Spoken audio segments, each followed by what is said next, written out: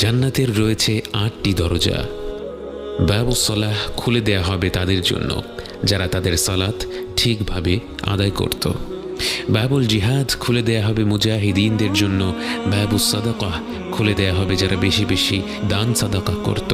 আর রাইয়ান হবে তাদের জন্য যারা বেশি বেশি রোজা রাখত। আল আইমান হবে যারা হিসেব ছাড়া জান্নাতে প্রবেশ করবে তাদের জন্য। আল কাযিমিন আল গায়ব হবে যারা নিজেদের রাগ নিয়ন্ত্রণ করত এবং অন্যদের ক্ষমা করে দিত। এছাড়াও হজ পালনকারীদের জন্য থাকছে বাবুল হজ এবং ঘন ঘন আল্লাহকে স্মরণকারীদের জন্য থাকবে বাবুল যিকর। কারো কারো জন্য জান্নাতের একটি দরজা খোলা থাকবে, কারো কারো জন্য একাধিক দরজা খোলা থাকবে, কারো কারো জন্য জান্নাতের সব কটি দরজা খোলা থাকবে। আল্লাহ যেন আমাদের জন্য জান্নাতের প্রতিটি দরজা উন্মুক্ত করে দেন। আপনি জান্নাতের একটি দরজার দ্বার প্রান্তে